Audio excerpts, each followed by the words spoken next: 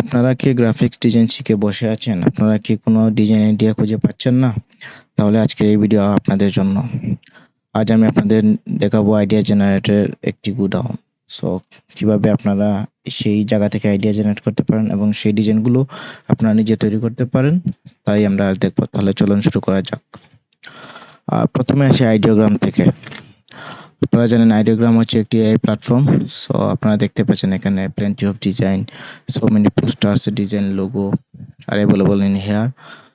So আমরা দেখতে পাচ্ছি যে পোস্টার, লোগো, টি-শার্ট।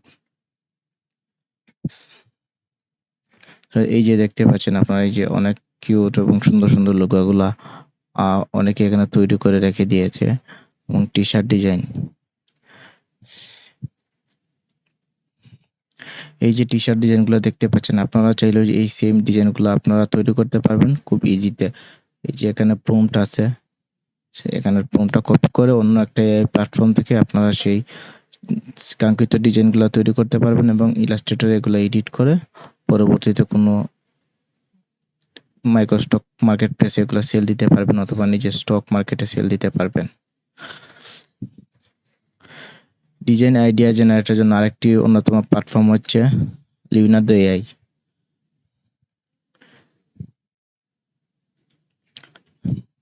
এই যে লিওনার্দো এআই দেখেন আপনারা, হাজার হাজার ডিজাইন, হাজার হাজার ইমেজ।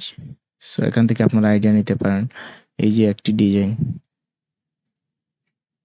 সো এটা প্রম্পটটা আমি কপি করি। কপি করার পর আমি আইডিওগ্রামে এসে পেস্ট করে দিই, তারপর জেনারেট ইমেজ। সো লিওনার্দো এআইতে আপাতত আমার কোনো ক্রেডিট নেই, যার কারণে আমি কোনো ইমেজ জেনারেট করতে পারছি না। আমরা অপেক্ষা করি।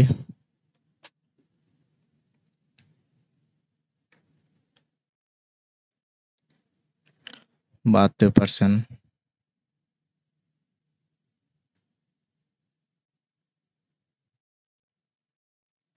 এই যে ইমেজ জেনারেট হয়ে গেছে, ক্রিয়েশন। এই যে আপনারা দেখতে পাচ্ছেন সেম ইমেজ। আমরা লিওনার্দো থেকে কপি করে আইডিওগ্রাম থেকে সেম ইমেজটা জেনারেট করেছি। ডিজাইন আইডিয়ার আরেকটি অন্যতম এবং লেজের প্ল্যাটফর্ম হচ্ছে পিন্টারেস্ট। পিন্টারেস্টে আপনারা মিলিয়ন অফ ডিজাইন আইডিয়া পেয়ে যাবেন। সো এই যে দেখতে পাচ্ছেন একটি লোগো, এই যে একটি টি-শার্ট।